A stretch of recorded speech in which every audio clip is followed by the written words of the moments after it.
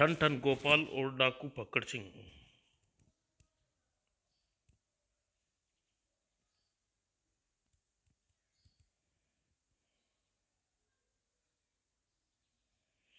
किसी समय लोहागढ़ नामक देश में दुर्योधन सिंह नाम के राजा राज करता था। उसके देश के लोग बहुत ही परिश्रमी ईमानदार थे, लेकिन प्रजा हर प्रकार से खुशहाल थी। परंतु फिर भी राजा समय समय पर अपने ढंग से प्रजा का हालचाल मालूम करता रहता था। एक दिन महामंत्री जी, हम एक बार अपने फिर से पुराना प्रश्न दोहराना चाहते हैं। हमारी प्रजा को किसी किस्म का दुख तो नहीं है, सब खुश तो हैं, सभी परिश्रम करने और सुखमय जीवन बिता रहे हैं। महाराज, प्रजा पर कोई दुख नहीं है। नहीं प्रधानमंत्री जी, हम इस बार आपके उत्तर से संतुष्ट नहीं होंगे। हमें विगत कुछ दिनों में खूब सोच विचारा है। हमने महसूस किया है कि किसी देश के सभी लोग खुशहाल न तो खुशहाल रह सकते हैं और न ही दुखी। प्रजा में किसी न किसी को तो कष्ट होगा। लेकिन महाराज, मैं आपको विश्वास दिलाता हूँ कि हमारे राज्य में सभी इंसान का जीवन से संतुष्ट है और प्रसन्न है। यदि किसी को दुख होता तो वह निष्कंठ दरबार में आकर अपनी फरियाद करता, मदद पा सकता था। क्योंकि प्रजा को आपके ऐसा आदेश है कि जब किसी ने यहाँ आकर फरियाद नहीं की, ठीक है, हम आपकी बात मान लेते हैं, लेकिन इसमें हमें एक काम आपके सुपुर्द करते हैं। हमको एक माह के भीतर भीतर हमारे किसी ऐसे व्यक्ति को पेश करना जिसे कोई दुख न हो और वह अपने जीवन से संतुष्ट और प्रसन्न हो, जैसी आपकी आज्ञा महाराज। उसके बाद राजा दुर्योधन सिंह ने दरबार को बर्खास्त किया। यह महाराज ने मुझे कैसा कार्य सौंपा है, भला मैं ऐसे व्यक्ति कहाँ मिलेगा किसी को न किसी दुखी जो किसी भी दुखी न हो और हर प्रकार का संतुष्ट हो और प्रसन्न हो। हाँ, भरकर बेकार में आफत मोल ले ली। यदि ऐसा व्यक्ति नहीं ढूंढ पाया तो महाराज पता नहीं मुझे किस प्रकार अपमानित करें। अगले दिन महामंत्री कुछ विश्वसनीय अधिकारियों के साथ नगर नगर गांव गांव घूमकर राजा के कई इंसान को तलाश करने लगे। आखिरकार एक दिन, महामंत्री जी देखिए, वह आदमी बड़े पेड़ से लेटा हुआ है। अचानक है आश्चर्य है, इस निर्जीव स्थान पर किसी कितने इत्मीनान से पड़ा है। जरूर वह किसी प्रकार से संतुष्ट है और प्रसन्न है, वरना इस निर्जीव स्थान पर इतने इत्मीनान से न पड़ा होता। प्रधानमंत्री जी, क्यों ना हम उसके पास चलकर व्यक्ति से मिले और उसका वह दुखी हुआ तो उसका दुख दूर करेंगे। यदि महाराज कहे अनुसार निकला तो महाराज के पास ले चलेंगे। कहते तो तुम ठीक हो, लेकिन वह व्यक्ति चाहे जो भी हो दुखी नहीं मालूम पड़ता मुझे। यदि वह दुखी होता तो इस वीराने में क्यों पड़ा होता? निश्चित ही वह सुखी आदमी है। खैर, तुम अपने घोड़े को यहीं छोड़ो, एक बार उससे मुलाकात कर देखते हैं। जी बहुत अच्छा। उन सभी ने अपने अपने घोड़े को वहीं छोड़ दिया और पेड़ के नीचे लेटे व्यक्ति के पास पहुंचे, जो अपने सीने पर रखे हुए चने के दाने के एक एक करके बड़े मजे से खा रहा था। वाह, क्या अंदाज है इसे खाने का। शायद मेरे विचार गलत है। देखने से तो यह कमबख्त किसी भी हालत में सुखी इंसान नहीं हो सकता। तभी, नमस्कार श्रीमानो, विराजिए, फरमाइए, मैं आपकी क्या सेवा कर सकता हूँ? धन्यवाद भाई, लेकिन हम तुमसे कोई सेवा लेने नहीं, तुम्हारी सेवा करने आए हैं। भाई, तुम हमें यह बताओ कि तुम कौन हो और वीराने में क्या कर रही हो? कोई कष्ट तो नहीं है तुम्हें? मेरा नाम ठन ठन गोपाल है, मुझे कष्ट नहीं है। मैं तो सुखी हूँ, सुखी क्योंकि मैं यहाँ का बेताज बादशाह हूँ। कमाल है, बेताज बादशाह होकर भी तुम इस तरह भिखारी की तरह पड़े हो। श्रीमान जी, कमाल तो ये बात करते हो, मैं यहाँ पड़ा हूँ, लेटा हुआ हूँ, काजू से भी ज़्यादा ताकत देने वाले चनों का आहार कर रहा हूँ। आपको कम दिखाई देता है क्या? माफ़ करना भाई ठन ठन गोपाल, मैं भूल गया था कि आप राजा हैं। खैर, क्या मैं पूछ सकता हूँ आपका राजमहल कहाँ है और आप क्या काम करते हैं? न तो मेरे पास कोई राजमहल है, न मैं कोई काम करता हूँ, बस यह छोटी सी जागीर है मेरे पास। मेरे राजनिवास में यह वृक्ष है। क्योंकि मेरी कोई प्रजा नहीं है, इसलिए मेरे पास कोई काम नहीं है। अपनी इस छोटी सी जागीर को जो कुछ घास फूस फूल खाने को मिलते हैं, उन्हें खाकर निकट सरोवर में मीठा पानी पीकर आराम से जीवन व्यतीत करता हूँ। झूठ बोलते हो तुम भला। बिना काम राजमहल की रोटी और दाल सब्जियों के भी आराम से मिलता जीवन व्यतीत होता है। तुम एक सुखी इंसान महाराज के पास जाकर मदद क्यों नहीं मांगते? क्योंकि महाराज के दरवाजे तो राज्य के हर दिन दुखी और 24 घंटे खुले रहते हैं भाई।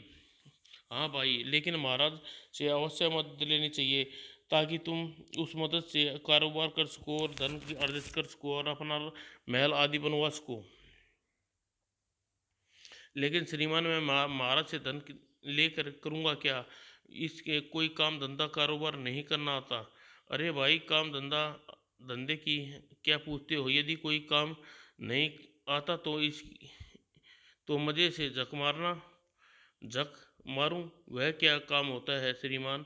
झक कहते हैं मछली के पास की नदी में तुम आराम से मछली पकड़ सकते हो और उन्हें बेचकर अपना पैसा कमा सकते हो। भाई, यदि तुम मेहनत करो तो मछली को कारोबार में तुम बहुत सारा पैसा कमा सकते हो। वह कैसे? सुनो भाई, मैं तुम्हें समझाता हूँ। महाराज से थोड़ा धन मांग लेना, एक जाल खरीदना और उस जाल से लेकर तुम पास वाली नदी में चले जाना। जाल जाल को नदी में फेंकना और कुछ मछलियाँ तुम्हें जाल में फंसेंगी। उन्हें उन मछली को बाजार में बेचकर तुम लाभ हो जाएगा। फिर क्या? इस तरह मछलियाँ बेचते बेचते 1 माह के अंदर तुम्हारे पास धन हो जाएगा। तुम एक नाव आसानी से खरीद सकोगे। फिर तुम नाव में बैठकर पानी की मछलियाँ पकड़ना, बहुत सारी मछलियाँ पकड़ोगे और इस तरह तुम्हारे ज़्यादा मुनाफा होगा और तुम्हारे पास दिन ब दिन ढेर दौलत इकट्ठी होती जाएगी। फिर क्या? फिर तुम्हारे पास बहुत सारा पैसा इकट्ठा धन हो जाएगा। तुम एक जहाज खरीद लेना और बहुत से मछुआरों को अपने यहाँ नौकर रख कर तुम समुद्र में मछलियाँ पकड़ना।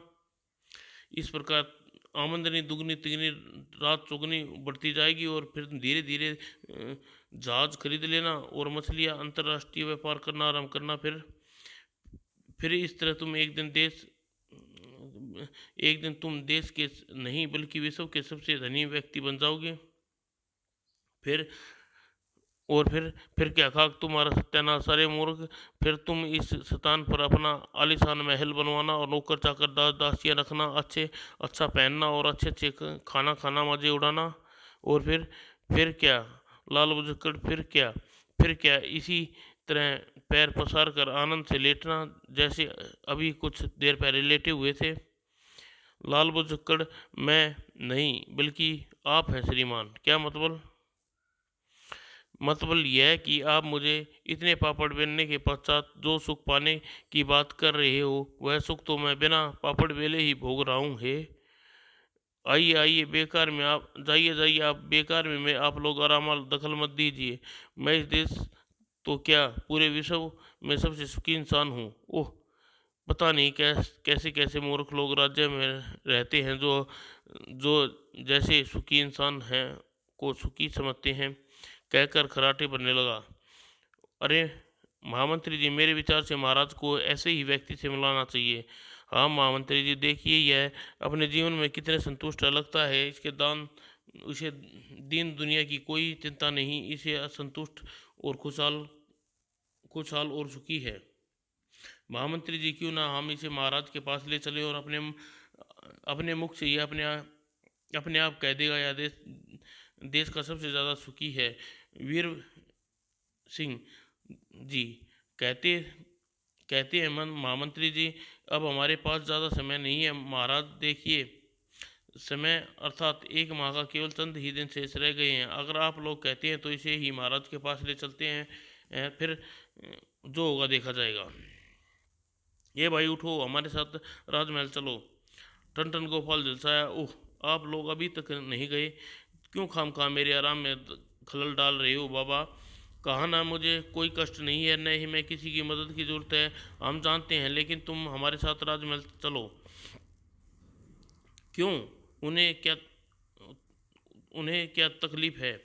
वे तुम जैसे व्यक्ति से मिलना की इच्छा रखते हैं।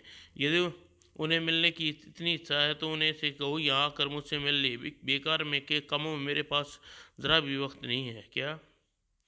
अगले ही पल, अरे गुस्ताख तेरी यही हिम्मत, तू महाराज के लिए ऐसे शब्द का प्रयोग कर, हम तेरे टुकड़े टुकड़े कर देंगे। अरे बाप रे, नहीं, मुझे मत मारिए, मैं आप लोग जैसा कहेंगे वैसा करूँगा।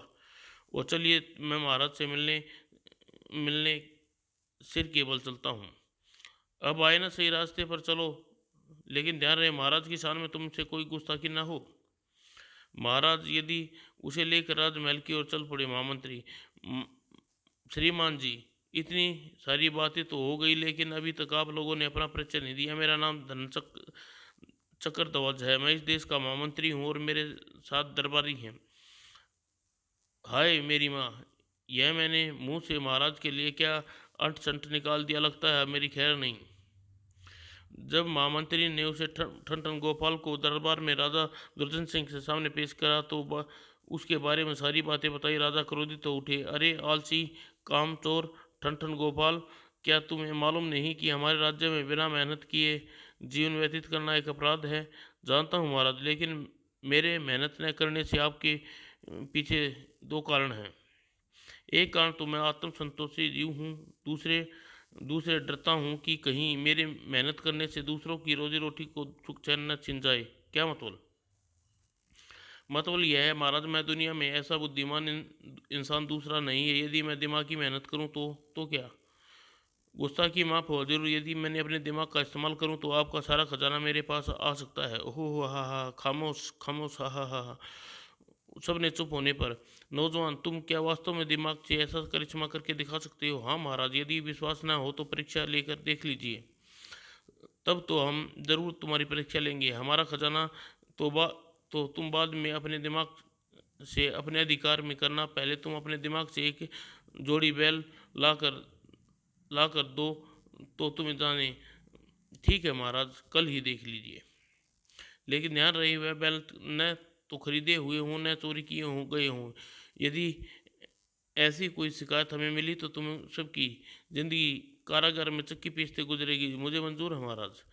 तो फिर ठीक है, तुम जा सकते हो और अब से 24 घंटे के भीतर भीतर एक जोड़ी बैल लेकर हमारे सामने हाजिर होना। जो आज्ञा महाराज। टन गोपाल राजा से विदा लेकर दरबार से लौट गया। अगले दिन टन गोपाल गली बाजार बाजार घूमता रहा, दूर खेतों की ओर निकल गया और खेतों में एक किसान हल जोतता दिखाई दिया। वारे वो बन गया काम। वह किसान महाराज की इच्छा पूरी आसानी से कर सकता है। अगले ही पल वह किसान के पास पहुंचा। भैया भैया, गजब हो गया, मैं तुम्हारा अनाज की गोदाम देख कर आ रहा हूँ। गोदाम खुला है पड़ा है और डंगर आराम से अनाज खा रहे हैं। क्या? मैं सच कह रहा हूँ भैया, मैंने तो जानवरों को भगाने की कोशिश की, लेकिन वे शैतान उद्यमी हैं और गोदाम से निकालना तो दूर, मेरे मेरे कपड़े फाड़ डाले। अरे ओह भाई, तुम ज़रा यहीं ठहरो, मेरे बैलों की निगरानी करो। मैं अभी उन जानवरों को भगाकर अपने गोदाम बंद करके आता हूँ। लेकिन भैया रुको तो सही, यहाँ नहीं रुक सकता। मुझे अपना काम धंधा देखना है, वरना रोजी नसीब नहीं होगी। चिंता मत करो, मैं तुम्हें खेत की रखवाली के लिए 2 चांदी के सिक्के और परिश्रम दूंगा। वह इतनी आसानी से काम बन गया। अब झरपट बैल और हल से अलग करूं। ठन गोपाल ने दोनों बैलों को हल से निकाल दिया। फिर उसके सींग और पूंछ के कुछ हिस्से काट कर उन्हें दूर हाँक दिया। इन इन हिस्सों को बैल के स्थान पर धरती में गाड़ देता हूँ। और फिर उसने बैल और सींग की पूंछ के टुकड़े उसी स्थान पर धरती में गाड़ दिए। और और जब दूर से उसने किसान को आते देखा तो फुट फुट कर हाय हाय बू बू सिर दी किसान उसके नजदीक पहुंचा। हाय मेरे प्रिय किसान भाई, लुट गया, बर्बाद हो गया। बू अरे भाई, तुम रो क्यों रहे हो? मेरे गोदाम नहीं था जिसे तुम खुला देख कर आई हो। मेरा गोदाम तो बंद है। जानवर किसी और किसान भाई के गोदाम में चट कर रहे होंगे। किसान भाई, तुम्हारे गोदाम के लिए नहीं बल्कि तुम्हारे बैलों के लिए रो रहा हूँ। तुम लुट गए, बर्बाद हो गए। ओए आई, मेरे दोनों बैल कहाँ गए? क्या हुआ उन्हें? किसान भाई, जैसे ही तुम यहाँ से गए, एकाएक धरती फटी और तुम्हारे दोनों बैल उसमें समा गए, और वह देखो उनके सींग और पूंछ अब भी दिखाई दे रहे हैं। ओह, मेरा क्या होगा अगर मेरे बैल अपना खेत जोतूंगा। ओह, दुखी मत हो किसान भाई, आओ बैल और सिंगों को पूंछ को पकड़कर बाहर निकालने की कोशिश कर, हो सकता है तुम्हारे बैल पुनर्जीवित होकर वापस मिल जाएं। आह, तुम मेरे कितने अच्छे शुभचिंतक हो। आओ दोनों मिलकर बैलों को बाहर निकालने की कोशिश करते हैं। तुम पूंछ पकड़ो, मैं सिंग पकड़ कर जोर लगाता हूँ। और किसान ने ठन गोपाल ने एक बैल की पूंछ पकड़ ली और किसान ने बैल के सिंग, और फिर उन्होंने जोर लगाया, पूंछ सिंग बाहर निकल आई। दूसरी बार खींचने पर भी दोनों के हाथ में पूंछ और सिंग आ गए। हाय, इस बार भी सिंग टूट गई। ओह, मेरे हाथ में पूंछ हार गई। और फिर अचानक ठन गोपाल क्रोधित हो उठा। यह सब तुम्हारी मूर्खता की वजह से हुआ किसान भाई, वरना सिंह व पूंछ नहीं टूटते मेरी वजह से। और नहीं तो क्या, तुमने सिंह को इतनी ताकत लगाकर खींचा कि दोनों सिंह ही टूट गए। लेकिन भाई, ताकत तो तुमने भी लगाई, पूंछ टूटी। वह वह संतुलन बिगड़ने के जाने के कारण टूटी है। तुम्हारी ताकत लगाने से बैलों के सिर ऊपर उठने होगा और एक आग झटका लगने से उनका पीछा नीचे हिस्से बैठ गया होगा। इसके चक्कर में दोनों बैल की पूंछ टूटकर मेरे हाथ में आ गई। अब बताओ कसूर किसका है, मेरा या तुम्हारा। टन गोपाल की बात सुनकर किसान फुट फुट कर लगा। बू भाई, गलती मुझसे ही हुई है। मैं इतनी ताकत न लगाता और मेरे दोनों बैल बिना सिंह धरती में समाते उनसे किसी प्रकार भी धरती से बाहर नहीं निकाला जा सकता। बू, अब क्या हो अब क्या होगा, क्या होगा। बू, रो मत किसान भाई, जो होना था हो गया। भला अब रोने धोने से तुम्हारे बैल कहाँ से मिलेंगे। लेकिन मित्र, भगवान ने मेरे साथ इतना नरक क्यों किया, कि क्या गुनाह किया मैंने उसने मेरे बैल क्यों छीन लिए। बू, जरूर जरूर जाने अनजाने तुमसे कोई महापाप हुआ होगा, वरना एकाएक धरती नहीं फटती और तुम्हारे बैल उसमें नहीं समाते। यह तुम जानते हो कि धरती तभी फटती है जब कोई माँ बाप करता है। हाँ मैंने एक हाँ मैंने ऐसे कई किस्से सुन रखे हैं दोस्त। मेरे पापों की सजा तो मेरे बेकसूर बैलों को मिली। अब मैं इस पाप का प्रायश्चित कैसे करूं। प्रायश्चित करने का बस एक ही तरीका है, तुम अपने इस पाप का राज किसी को मत बताना और बैलों के स्थान पर खुद हल जोत कर पूरा खेत जोत डालो। हाँ, प्रायश्चित करने का यह तरीका ठीक रहेगा। तुम्हारी सलाह के लिए धन्यवाद मित्र, तुम्हारे उपकार को कभी नहीं भूलूंगा। अरे, इसमें उपकार कैसा मित्र, बुरे वक्त पर मित्र ही तो मित्र के काम आता। अच्छा, मैं अब खेत जोतो मैं चला, एक बार जरूरी काम से महाराज के पास जाना है, कहकर ठन गोपाल किसान किसान को वहीं उलझाकर खड़ा छोड़कर अपनी राह पर चल दिया। वह उसी दिन वह उसी दिशा में बढ़ा जिसने उसने बैलों को छोड़ा था, और उस स्थान पर उन दोनों बैल मिल गए। क्षमा करना दोस्त, तुम्हें मेरा कुछ ज़्यादा इंतज़ार करना पड़ा। खैर, अब चलो महाराज के यहाँ, तुम्हारे मालिक से ज़्यादा खाने को मिलेगा। वो ठन गोपाल दोनों बैलों को लेकर राजमहल की ओर चल दिया। महाराज के दिमाग में लोहा मान लेगा, और लेकिन चिंता की बात यह है कि मेरे दिमाग की परीक्षा लेने के वे फिर कोई अपना चक्कर न चला दे। बेकार में इनके सामने डिंग हाकी, लेकिन और बोल कुछ और बोल देता तो अच्छा रहता। कुछ घंटे बाद दरबार में महाराज की जय हो। महाराज ठन गोपाल दो बैल के साथ राजमहल के में हाजिर हुआ है। ओ ठीक है, बैलों को अभी निगरानी में रखो, उस ठन गोपाल को यहाँ भेज दो। हो गया महाराज। और द्वारपाल बाहर जाकर ठन गोपाल को दरबार में भेज दिया। महाराज की जय हो। महाराज, मैं अपनी आज्ञा अनुसार अपनी बुद्धिमत्ता से सेवा में दो बैल ले आया हूँ। यदि देखना चाहो तो चल कर देख लो, हमें देखने की कोई जरूरत नहीं है। हम केवल इतना जानना चाहते हैं बैल किसके हैं, और कहीं तुमने उसे चोरी तो ठगी तो नहीं की। चोरी तो नहीं महाराज, लेकिन ठगी जरूर की है। लेकिन उस भले मानव को अपने ठगे जाने का अभ्यास तक नहीं होने दिया। इस बात का क्या प्रमाण है कि तुम जो कह रहे हो सच कह रहे हो। प्रमाण बस इतना है महाराज, ठगा जाने वाला किसान अपने बैलों के बाबत अपने शिकायत करने नहीं आएगा, चाहे आप कुछ दिन रुक कर मेरी प्रतीक्षा प्रतीक्षा कर लें। ठीक है, हम 7 दिन तक उसके ठगे जाने वाले किसान के आने का राह देखेंगे।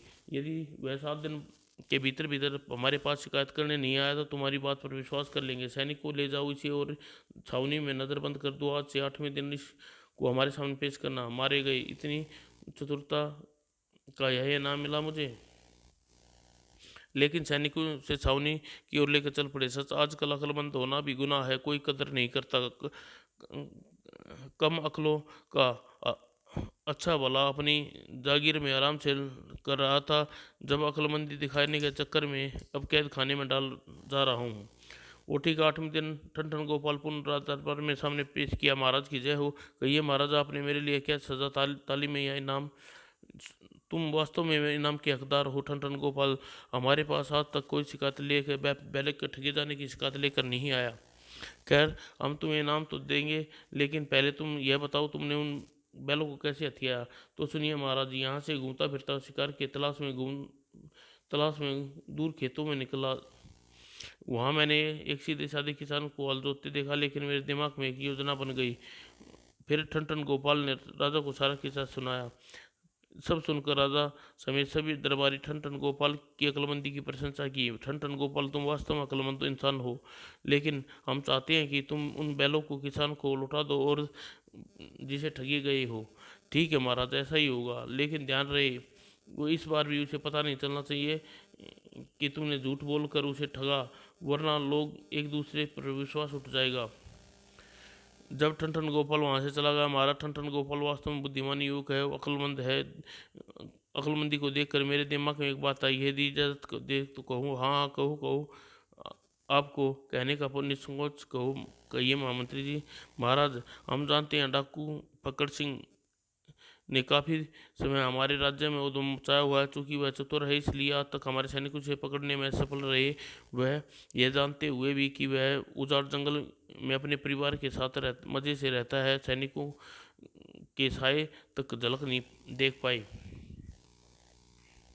लेकिन डाकू फक्कड़ सिंह को जंगल में से गुजरने वाले हर किसी व्यक्ति ने आराम से लूट लेता है। हम यह जानते हैं कि महाराज जी, इस समय बातों के साथ साथ हम इस बात का भी परिचित है कि वह डाकू काफ़ी चतुर होने के साथ साथ ज्योतिष विद्या का भी ज्ञाता है। उसके पास कुछ जादुई वस्तुएं भी हैं। यदि यही वजह है कि वह पकड़ में नहीं आता।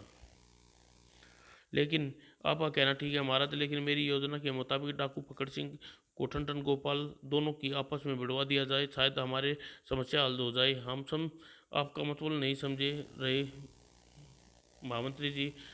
मतलब यह है कि महाराज, यदि उन दोनों को आपस में टकरा दे तो उन दोनों में से जो ज़्यादा चतुर होगा वो जीत उसकी होगी। यदि ठन गोपाल उसके मुकाबले में जीत गया तो डाकू फक्कड़मल हमारी गिरफ्त में आ जाएगा। वह तो ठीक है महामंत्री जी, लेकिन समस्या तो यह है कि जब डाकू फक्कड़ सिंह का हमें पता ही ठिकाना मालूम नहीं है तो ठन गोपाल को किस से भिड़वाएं कैसे? हम केवल इतना जानते हैं कि वह उजाड़ वन जंगल में रहता है, लेकिन उजाड़ जंगल में छोटे मोटे इलाके में तो फैला नहीं है, मीलों लंबाई है, चौड़ाई है। भला इतने गहरे जंगल में उसे कहाँ तलाश करेंगे? उसे तलाश करने की कोई ज़रूरत नहीं है महाराज, बस इतना जानना काफ़ी है कि वह उजाड़ जंगल में है, कहीं रहता है। मेरी योजना ऐसे है कि डाकू फक्कड़ सिंह खुद ब खुद ठन ठन गोपाल से जा टकराएगा। ओह, ऐसी क्या योजना है आपके पास महामंत्री जी? कृपया हमें बताइए, और हमारी उत्सुकता जाग गई है। तो सुनिए महाराज, इतना तो आप जानते ही हैं, डाकू पकड़मल की सिंह ज्योतिष विद्या का ज्ञाता है, तो अक्सर अपने शिकारों का पता अपनी ज्योतिष विद्या से लगाता है। हाँ हम जानते हैं। बस आप मेरी योजना सुनिए। और फिर महामंत्री ने कान में धीरे धीरे कुछ और कुछ। जब महामंत्री ने अपनी योजना बताने के पश्चात खामोश हुए तो उसकी योजना सुनकर महाराज प्रसन्न हो गए। वाह मंत्री जी, आपकी योजना लाजवाब है। इसके साथ ही हमें यह बात का भी गर्व है कि आप भी किसी से कम बुद्धिमान नहीं हैं। ठन ठन गोपाल के आने पर हम इस प्रस्ताव को उसके सामने रखेंगे, देखेंगे वास्तव में कितना बुद्धिमान है और हमारी परीक्षा में खरा उतरता है या नहीं। निसंदेह महाराज, बुद्धिमानी की असली परीक्षा होगी। अगले दिन ठन ठन गोपाल जब दरबार में पहुंचा, इनाम लेने पहुंचा, ठन ठन गोपाल अब तुम्हारी इंतज़ार कर रहे थे। अच्छा बताओ, तुमने किसान के बैल लौटाते समय क्या जवाब दिया और संतुष्ट किया। मैंने उनसे बस इतना कहा, महाराज की किसान भाई, जब मैं अपने घर वापस जा रहा था तो अचानक धरती फटी और धरती माता स्वयं तुम्हारे दोनों बैलों को लेकर मेरे सामने प्रकट हुई और मुझसे बोली, बेटा ठनठन गोपाल, तुम्हारा किसान मित्र अपने प्रायश्चित पूरा कर चुका है। उसने जिस बैलों के स्थान पर स्वयं युद्ध कर पूरा खेत जोता है, तुम्हें मैं प्रसन्न हूँ। अतः तुम ये बैल, जो बैल मैंने उसे छीने थे, उसे जाकर लौटा दो। अतः महाराज, जब मैंने वह झूठी बात उससे कही तो उसने सच में समझ लिया और खूब प्रसन्न हुआ। और लो भाई, संभालो, धरती माता ने तुम्हारे बैलों को तुम्हें वापस लौटा दिया है, तुम्हारी सारे पाप माफ कर दिए हैं। मैं कितना भाग्यशाली हूँ, खुशनसीब हूँ। धरती माता ने मेरी सदा जय जयकार होती रही। सब कुछ सुनकर एक बार ठनठन गोपाल की चतुराई और मन प्रशंसा करने लगे। ठनठन गोपाल ने निसंदेह, तुम चतुर इंसान हो, तुम्हें झूठ भी तुमने बड़ी सफाई से बोलते हो, लेकिन यह तुम्हारी चतुराई की एक परीक्षा और लेना चाहते हैं। यदि तुम उस परीक्षा में सफल हो गए तो तुम्हें मुंह मांगा इनाम दिया जाएगा। यदि सफल नहीं हुए तो तुम्हें जीवन भर के लिए कारागार में डाल दिया जाएगा, मारे गए। लेकिन महाराज, इनाम और सज़ा का फैसला बाद में हो जाए, पहले काम बताएं। तो सुनो, तुम्हें एक नौलखा हार हार लाल 4 लाल और एक वेश कीमती हीरा दिया जाएगा। उन सब को लेकर तुम्हें उजाड़ जंगल से हमारे पड़ोसी देश शिव घाटी के राजा जयसिंह के पास जाना होगा, क्योंकि वे हमारे घनिष्ठ मित्र हैं। तुम्हें यह सारी चीज़ें उन्हें सौंपनी होगी। यदि तुम्हें कार्य में सफल रहे, तुम्हारी परीक्षा सफल हो जाएगी और तुम्हें तुम्हारे सबको गवा दिया तो समझ गया महाराज, मुझे आजीवन कारावास में गुजारना पड़ेगा। बिल्कुल ठीक समझे ठनठन गोपाल। मुझे कब जाना होगा? अच्छा, यही होगा कि तुम इसी समय रवाना हो जाओ। यह काम जितनी जल्दी हो उतना अच्छा है। ठनठन गोपाल ने आवी भरते ही राजा महामंत्री से संबोधित होते बोला, महामंत्री जी, इस बहादुर को सुंदर कपड़े, एक घोड़ा, एक तलवार और मेरे बताए सामान के साथ साथ राजा जयदेव के नाम एक पत्र भी लिख दो। चीज़ों का प्रबंध जल्द से जल्द हो जाना चाहिए। जो आज्ञा महाराज। सिर दी। यह लो महाराज का राजा का जयदेव के नाम पत्र। अपने सफर पर रवाना हो जाओ। हाँ, ध्यान रहे, यदि तुम्हें महाराज के आदेश का उल्लंघन किया या धोखा देकर भागने का प्रयास करा, पृथ्वी पर किसी भी कोने में जिंदा नहीं बचोगे। और घोड़े पर सवार होकर वह उजाड़ जंगल की ओर चल दिया। पता नहीं इस कार्य में महाराज कौन सी परीक्षा लेना चाहते हैं और उन्होंने मुझे इतने कीमती सामान के साथ उजाड़ वन में क्यों जाने के लिए कह रही है। सुना है उजाड़ जंगल बहुत भयंकर है। ठनठन गोपाल ने कोई जवाब नहीं दिया।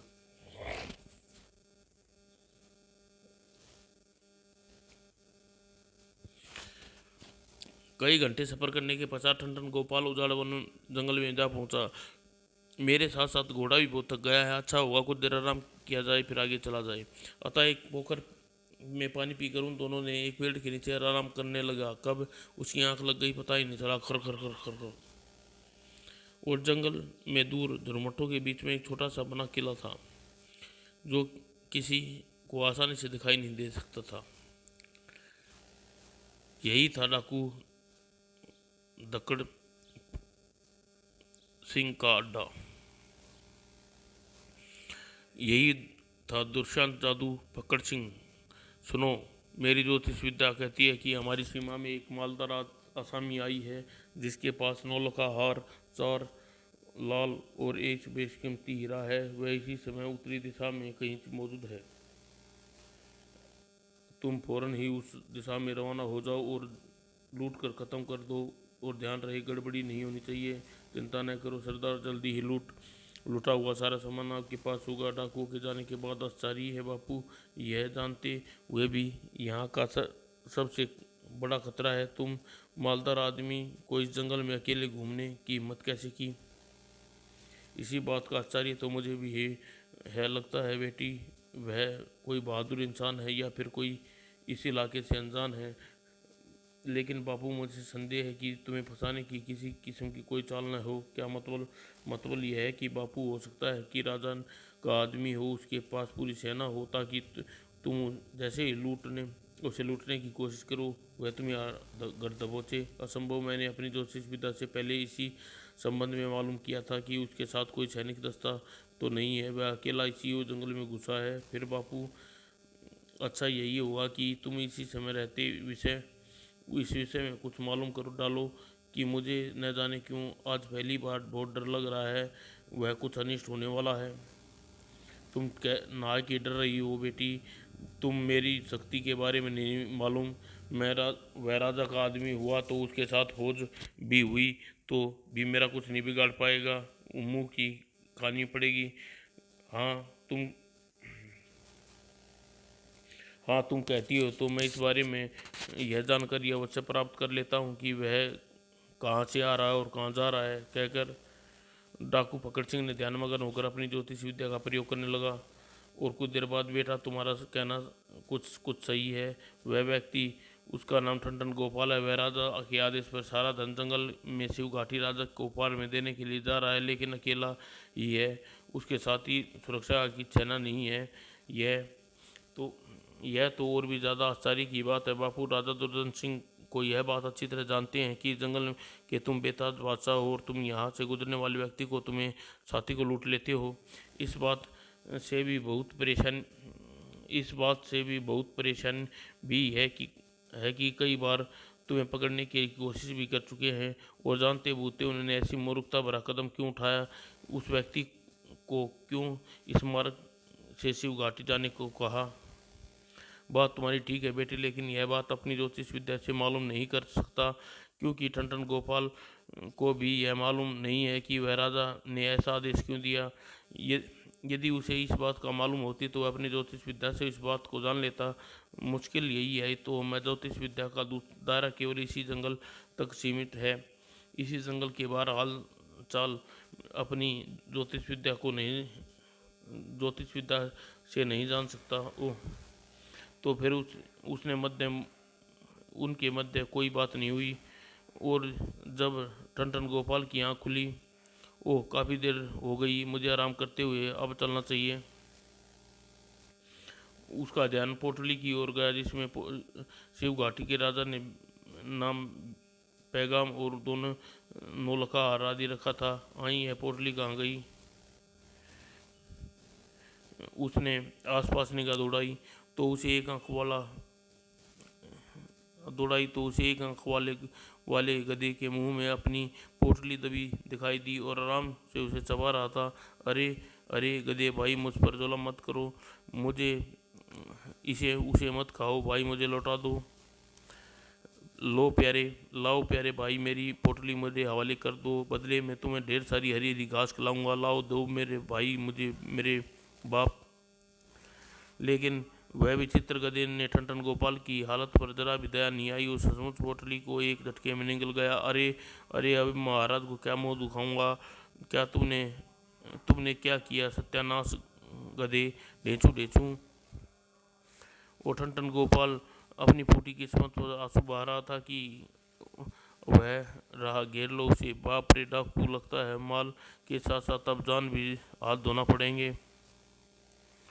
और फिर इससे पहले ठन गोपाल वहां से भाग पाता, डाकू ने सिगेर लिया। उल्लू की दुम, सुनो, तुम्हारी भलाई इसी में है, तुम्हारे पास जो भी कुछ है मेरे सब हमारे हवाले कर दो। लेकिन भाइयों, मुझे गरीब के पास तो एक फूटी कोड़ी भी नहीं बची, सब कुछ यह गधा खा गया।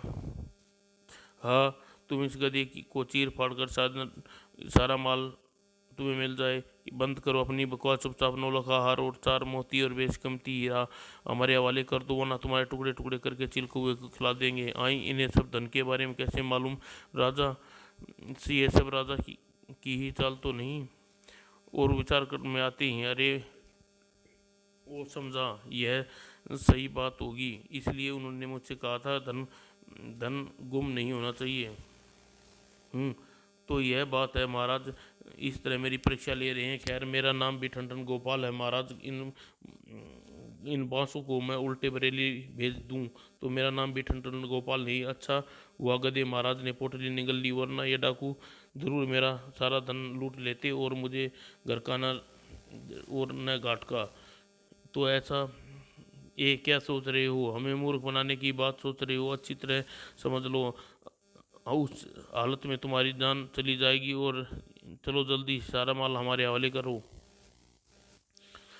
भाई जी, मैं सच कह रहा हूँ, मेरे पास इस समय एक फूटी कोड़ी नहीं है। विश्वास नहीं तो मेरी तलाशी ले लो। हम अगले ही पल साथियों इसकी तलाशी लो, सच्चाई सामने आ जाएगी।